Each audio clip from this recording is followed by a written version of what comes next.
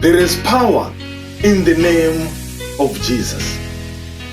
Muli mphamvu mu dzina la Yesu Khristu. Muli mphamvu zozizwisa tu mwazi wa Yesu yo. Muli mphamvu yozizwisa tu mwazi wa mwana wa nkhosa. Muli mphamvu yozizwisa tu mwazi wa Yesu yo. Muli mphamvu yozizwisa tu mwazi wa mwana wa nkhosa. Amayi ndi abambo, anyamata ndi asikana, there is power in the name of Jesus. When this name is mentioned, the kingdom of the devil is shaken. Dzina limene la Yesu likatchulidwa, ufumu wa Satana umagwedezeka. Ngati Satana amakuzondani, sakuzondani kuti ndinu okongola, kapena muli ndi ndalama, kapena muli ndi zinthu zosiyana-siyana zimene ena alibe. Koma Satana amakuzondani chifukwa munamulandira Yesu ngati Ambuye ndi Mpulumutsi wanu. Anthu ambiri lero akusiya kupembeza chifukwa chonena kuti Satana wanyengerera. Koma ndikufuna mu programu ya tsiku la lero imene tikuti Hymns of Hope, itipase ife chiyembekezo kunena kuti there is power in the name of Jesus. Pangathe kukhala mavuto osiyana-siyana, komano mu dzina la Yesu Khristu muli mphamvu. Ndikufuna ndikulandireni mu programu ya tsiku la lero Hymns of Hope, imene ine mulusi wake komanso mkonzi Victor Kaula ndakukonzerani nyimbo zapadera kuti tipange celebrate, tiyamike, tikondwere ndi dzina limeneli la Yesu Khristu, limene mwa iye mumakhala chipulumutso. Kuti mwakonzeka, mwauza enawo, tapangani share video imene kuti nawonso atenge nawo mbali program imene isawapitirire. Ambuye amakukondani ndipo mukhale pomwepo kumayambiriro mpaka na kumapeto. Tayikani ma comments anu mmene Mulungu akuyankhulirani, mukhale umasuka kupanga share. Ambuye akudalitseni.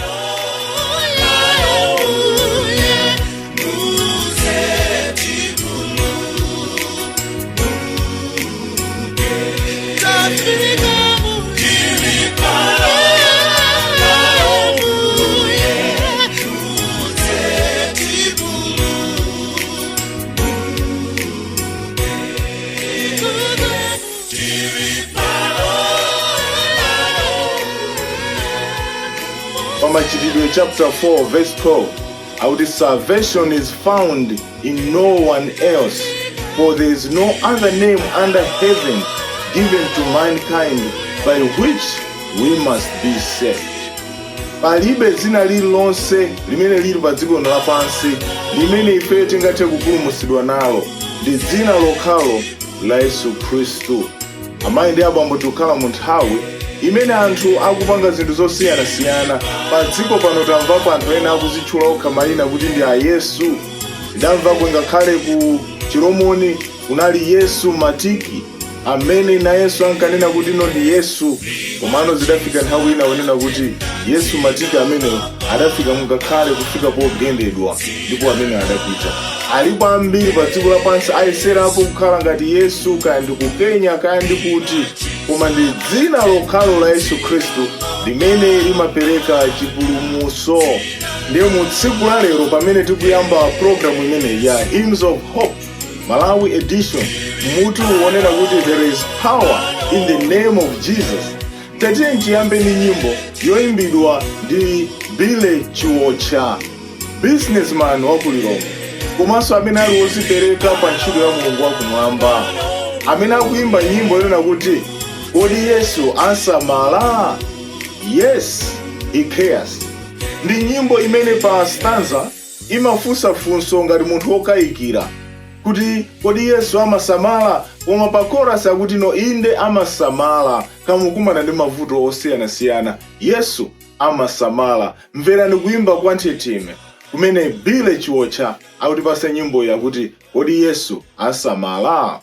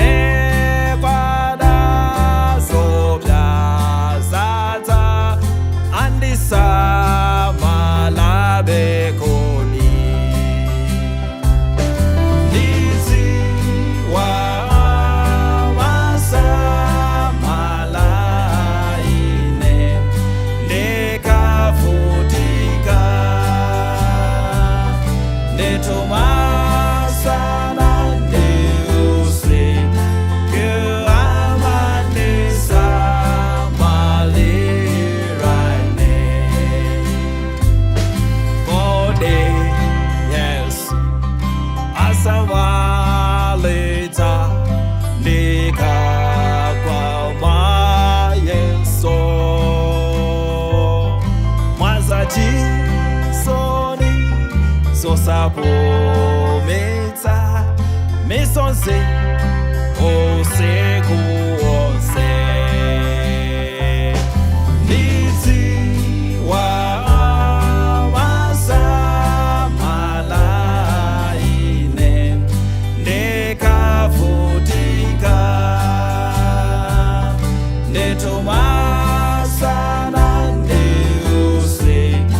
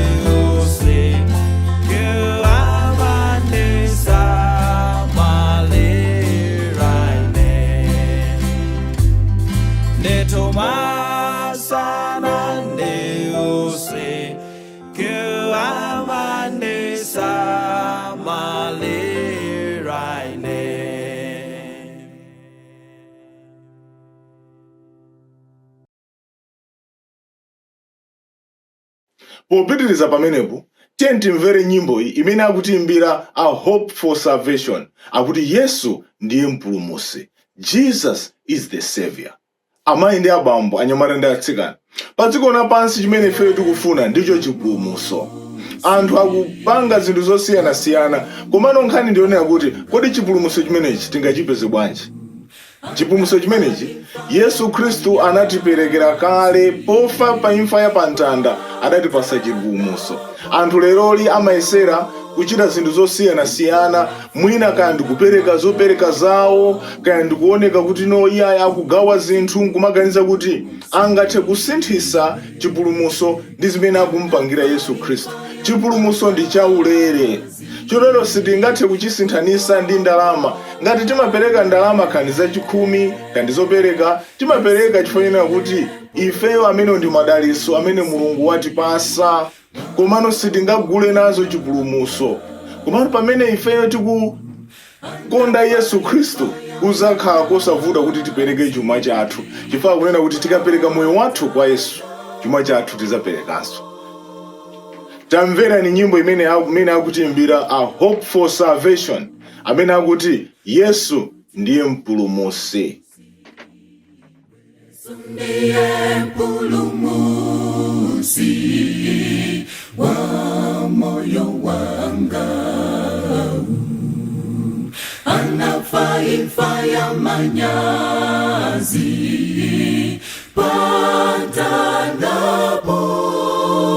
pamtandapo, kufuna moyo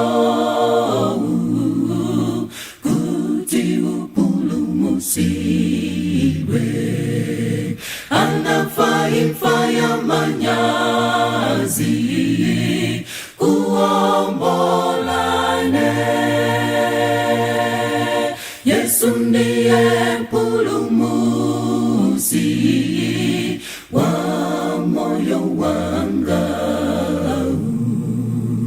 anafa imfa ya manyazi pamtandapo, kufuna moyo kuti upulumutsiwe, anafa imfa ya manyazi kuombolane. Nazunzirwa na mvazo wawa, chifukwa cha tchimo langa, palibenso wina akanatha kuwombola ine. Nazunzidwa namva zowawa chifukwa cha tchimo langa, palibenso wina akanatha kuwombola ine. Ino ndi nthawi yabwino yoti tilape machimo, poti Yesu akubwelanso posachedwa, kuzatenga woyela mtima kupita nawo kumwamba uko, omwe akakale ndi Mbuye kunthawi zonsezo. Ino ndi nthawi yabwino yoti tilape machimo, poti Yesu akubwelanso posachedwa, kuzatenga woyela mtima kupita nawo kumwamba uko, omwe akakale ndi Mbuye kunthawi zonsezo. Nazunzidwa namva zowawa chifukwa cha tchimo langa, palibenso wina akanatha kuwombola ine. Nazunzidwa namva zowawa chifukwa cha tchimo langa, palibenso wina akanatha kuwombola ine. Palibenso wina akanatha kuwombola ine. Palibenso wina akanatha kuwombola ine. Palibenso wina akanatha kuwombola ine.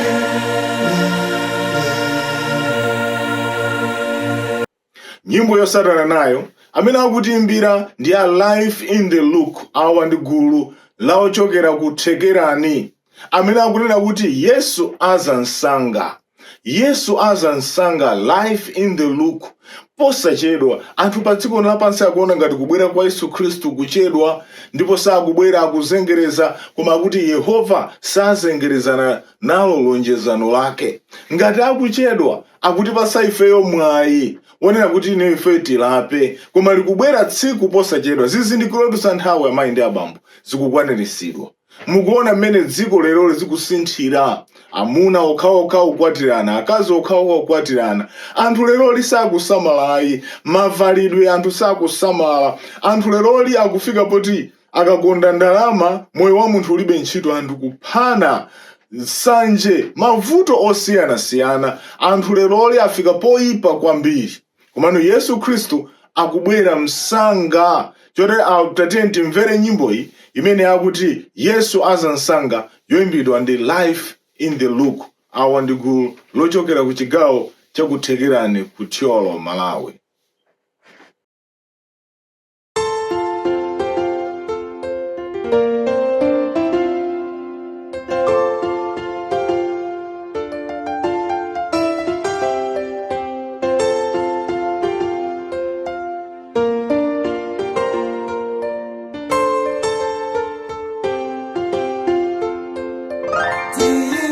Nyimbo yomwe maungo koma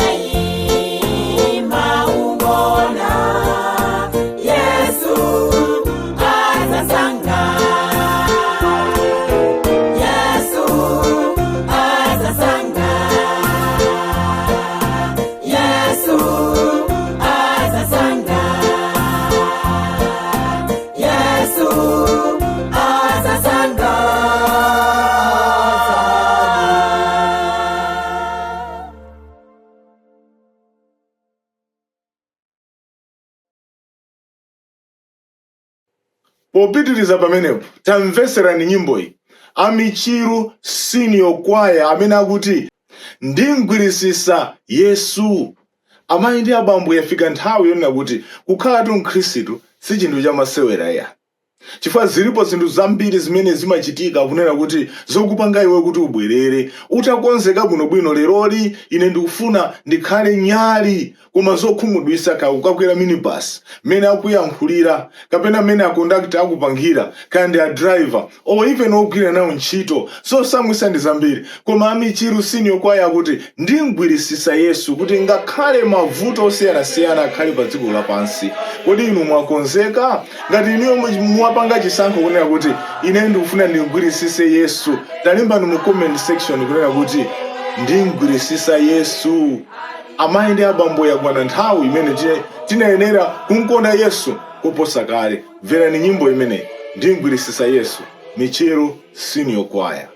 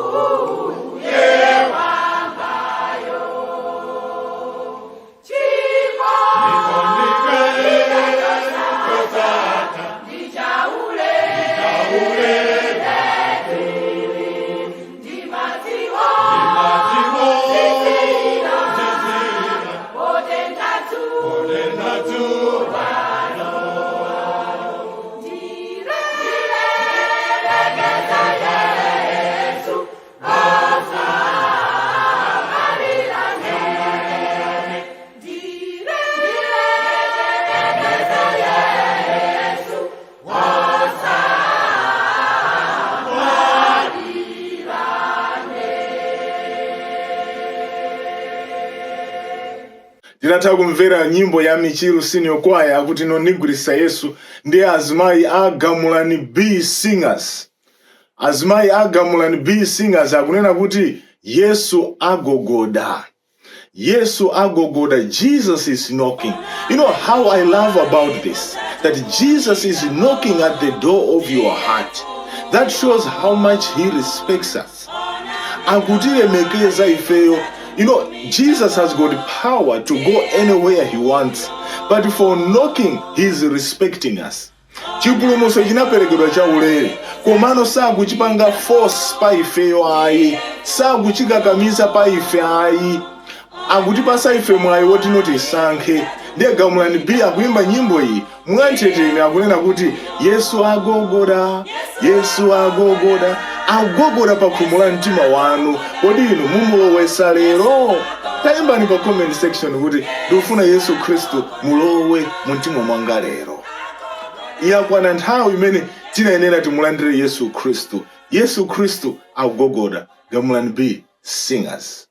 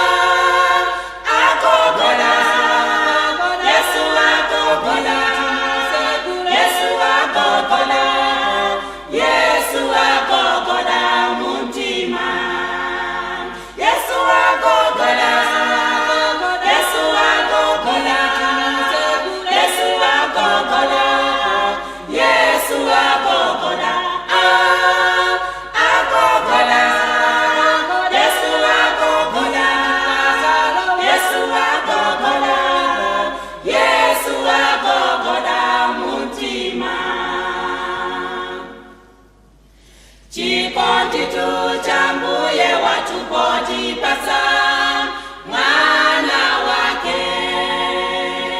Chikondi cha Mbuye watupotipasa madalitso.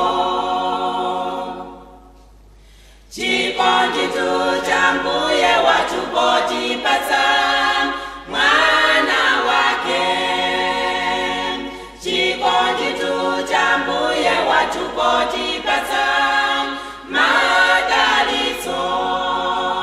Yesu agogoda, Yesu agogoda, Yesu agogoda, Yesu agogoda, agogoda, Yesu agogoda, Yesu agogoda, Yesu agogoda muntima.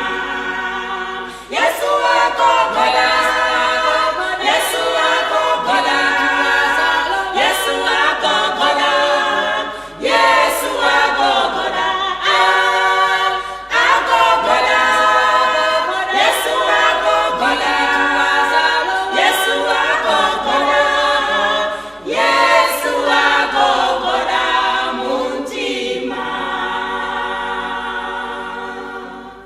Posatana nawo a Get Ready Singers akuimba nyimbo yonena kuti Yesu ndiye Thanthwe. Jesus is the rock of our salvation, the rock of our salvation. Pamene Yesu amanena kuti pa Thanthwe ili ndizayikapo maziko, amatanthauza maziko si Petro ayi monga ina amanena, maziko ndiye Yesu Kristu. Ndi our Get Ready Singers akunena kuti Yesuyo ndiye Thanthwe. Yesuyo ndiye Thanthwe limeneno akumanga foundation ya chipulumutso chathu. There is power in the name of Jesus because he is the foundation. Tamveserani nyimbo. Pantawia mayesero ndipempha thandizo kwa Mbuye. Pamenea lifupimo Yesu ndiye Thanthwe langa. Yesu ndiye Thanthwe langa, Thanthwe langa, Thanthwe. Yesu ndiye Thanthwe langa, pantawia mayesero. Yesu ndiye Thanthwe langa, Thanthwe langa, Thanthwe. Yesu ndiye Thanthwe langa, pantawia mayesero. Baibulo lilimbitsa pantawia mayesero. Maziyandi zizilitsa pantawia mayesero. Yesu ndiye Thanthwe langa, Thanthwe langa, Thanthwe. Yesu ndiye Thanthwe langa, pantawia mayesero. Yesu ndiye Thanthwe langa, Thanthwe langa, Thanthwe. Yesu ndiye Thanthwe langa, pantawia mayesero. Zuwa lindi sangalasa pantawia mayesero. Baibulo lilimbitsa pantawia mayesero. Yesu ndiye Thanthwe langa, Thanthwe langa, Thanthwe. Yesu ndiye Thanthwe langa, pantawia mayesero.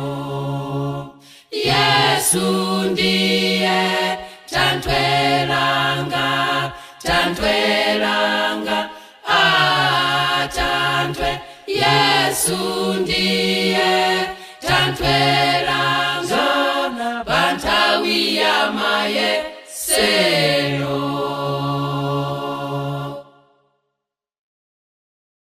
Posarana nawo anyamata ndi atsikana a area 47 senior youth choir akuti lowesa Yesu mu mtima. Ilinso ndi gulu labwino kwambiri, gulu loimba nyimbo mwanthetemya. Akuti lowesa Yesu mu mtima. Yesu akangokhala mu mtima, amayi ndi abambo munthu amasintha. Kaunali womana, kaunali wokwiya, kaunali munthu wochita zoyipa, umavomereza pamaso pa Yehova. Palibe chimene chingamukanike Yesu Khristu. Yesu amasintha ngakhale anthu akupha. Anamusintha Saulo amene anali pa ulendo wopita kukapha anthu, koma atakumana ndi Yesu Khristu kunjira wopita ku Damasiko anasintha, ndipo akuti no Paulo anapita kukalalikira uthenga. Palibe chosatheka ndi Yesu Khristu. There is power in the name of Jesus. Chotero mmene tili mkatikati mwa program imene Hymns of Hope Malawi edition, ndikufuna timvere nyimbo iyi ya area 47 senior youth choir akuti lowesa Yesu mu mtima. Are you ready to accept Jesus in your heart? Make that decision today. Let us listen to this song.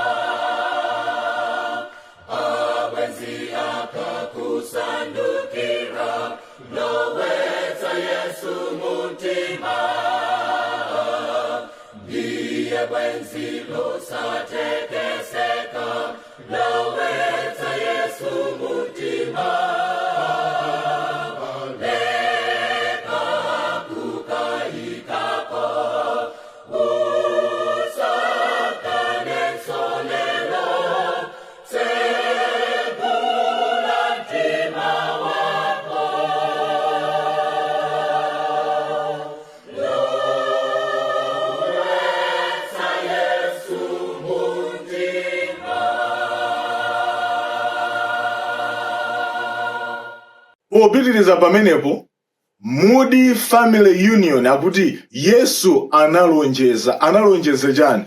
Jesus gave us so many promises. Komano lonjezo lalikulu ndiyena kuti akuzapulumutsa dziko lapansi.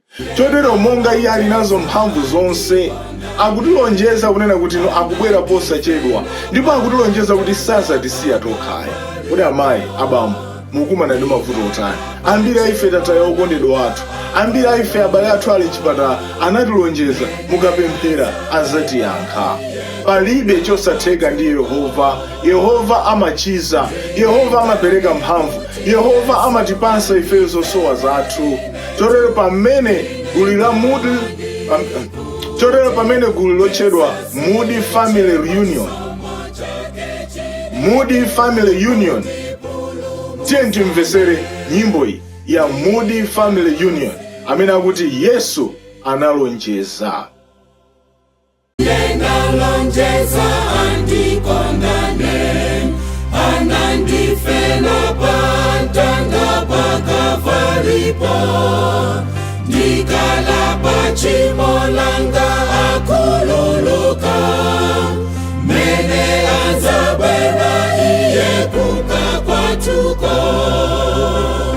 Ndine ndani kuti Yesu andifele inetu, ndine ndani kuti ndisasiye chimo chisomo chake chidikira kundipulumusane, ndikasiya chimolo.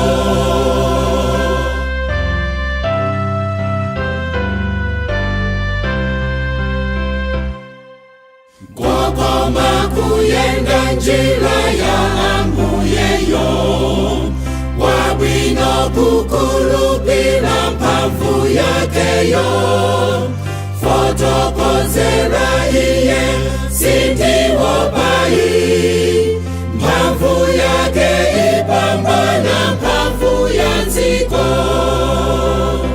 Ndine ndani kuti Yesu andifele inetu, ndine ndani kuti ndisasiye chimo chisomo chake chidikira kundipulumusane, ndikasiya chimolo.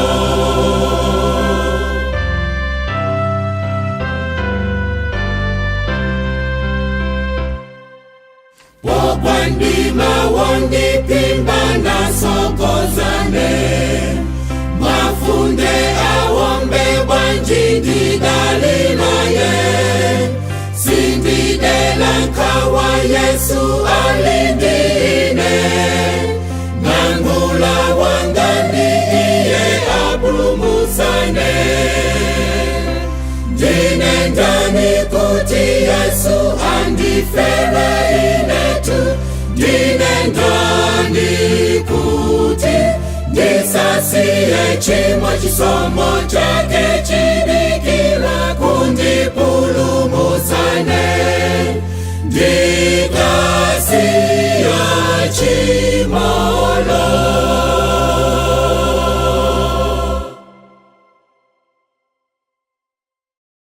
Nyimbo yosatana nayo imene akutipasa ndi achiwavi Seventh-day Adventist Church Choir uko kukaya kumpoto. Akutipasa nyimbo akuti muzi wa mfumu, muzi wa mfumu, muzi wa mfumu. Mudzi umene ife tikudikira kuko kumwamba, kumene mfumu yake izakhala Mulungu wa kumwamba, osati mafumu a dziko lapansi amene nthawi zina amatha kukhala corrupted. Koma iyo ndi mfumu ya mafumu. Tonse amene tili pa dziko lino lapansi tikuyembekeza za mzinda umenewo, chifukwa ife pamene tili pa dziko lino lapansi, ufumu umene uli pa dziko lapansi sukutiyankhatu mafunso athu. Tikakhala tikudwala, kaya tikakhala ndi njala, mavuto athu satimvayi. Andale amatilonjeza zinthu koma nthawi zambiri sakwaniritsayi. Amabungwe amatha kubwera ndikuti tikufuna tikonze zinthu, tikupaseni zinthu, koma zinthu zija mwina sizipezekayi. Koma ufumu umene tikudikirira, ufumu umenewu, mzinda umenewu umene mfumu yake ndi Mulungu wa kumwamba, sikuzakhala maliro, sikuzakhala matenda, sikuzakhala njala. Kodi inu mwakonzeka? Inetu ndakonzeka. Dziko lapansi ngakhale utakhala ndi mwayi wotani, koma imfa imabwera. Tikuona mmene imfa ikuthamangira ku Malawi. Anthu ambiri osiyanasiyana akumwalira, komano zonsezi zikungotionetsa ife kunayo kuti kwathu si pa dziko ayi, kwathu ndi kumwamba kumene muzi wa fumu amene akutipasira achiwavi Seventh-day Adventist Senior Choir. Tamveserani nyimbo imeneyi.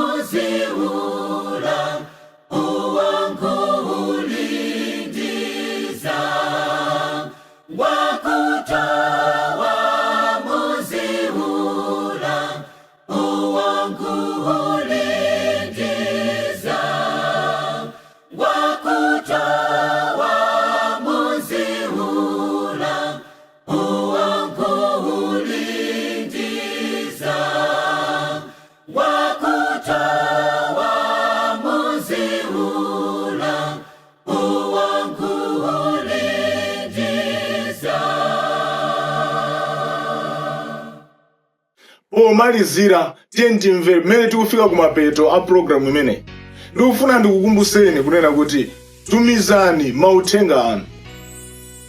Mmene tikufika kumapeto ndikufuna ndikukumbuseni chinthu ichi kunena kuti mu programu imeneyi ya Hymns of Hope Malawi edition tikulakalaka kunena kuti muzipanga nawo participate. Ngati pali nyimbo ina imene imakusangalasani, tajambulani ka video kakafupi kufotokoza nyimbo imene imakusangalasani, imakugwirani bwanji moyo wanu, imakuthandizani moyo wanu motani. Mutumize nyimbo imeneyo victorkaula@gmail.com kapena +1 269 815 2258. Mukatero nyimbo imeneyo komanso testimony imeneyi tizayipanga share mu programu imeneyi. Komanso ndikupempha kunena kuti anthu ena woimba osiyanasiyana amene muli ni nyimbo zanu mukufunanso zitakhala nawo mu programu imeneyi, tumizani pa email imeneyi victorkaula@ @gmail.com kapena namba yomweyo +1 269 815 2258. Ndiye mmene tikufika kumapeto kwa program imene. Mundilole ndifuna ndithokoze onse amene atenga nawo mbali mu program imene maka pa nyimbo zimene zayimbidwa mu tsiku la lero. Komanso inu amene mulomvera, inu amenenso mukupereka makomenti anu, komanso inu amene mumayisatira program ndi kuwauza anthu ena, Ambuye akudaliseni. Awa azibambo aku Central Malawi Conference ku Central Church akutipasa nyimbo akunena kuti tamani mphamvu ya Yesu. Azibambo awa aku Central Malawi Conference ku Central Church akutipasa nyimbo akunena kuti tamani mphamvu ya Yesu Kristu. Ifeyo ngati pali mphamvu imene tingaitamande ndi ya Yesu Kristu. There is power in the name of Jesus. Monga lero theme yathu inalionera kuti there is power in the name of Jesus. Lufuna pamene tikufika kumapeto tonsefe tikaone kuna kuti alibenso kwina kumene tingapita ayi ndiko kwa Yesu Kristu. Kodi inu wakonzeka kulandira mphamvu yake Yesu Kristu? Ngati chili chotero taimbani mu comment section kunena kuti ndikumulandira Yesu Kristu ngati Ambuye ndi mpulumutsi wa moyo wanga. Ambuye akudaliseni. Komanso tizaonane Sabata ya mawa. Munali ndine Victor Kaula, mkonzi ndi mulusi wa programu imeneyi. Ndikufuna ndikusiyeni mukumvera nyimbo yabwino imeneyi imene akutipasa akuti no tamani mphamvu ya Yesu Kristu. Tiyeni mu Sabata imeneyi timkweze Yesu Kristu pozindikira kunena kuti there is power in the name of Jesus. There is nothing impossible with God. He is almighty, He is powerful, He is omnipotent. He is God who knows everything. There is nothing that surprises Him. Everything comes in time. If He is late, He is not late because He doesn't care. But God is never late. He's never quick, but He is always in time. Mulungu sachedwa safulumira azakuthandizani pa vuto lanu. Ambuye akhale nanu zikomo kwambiri.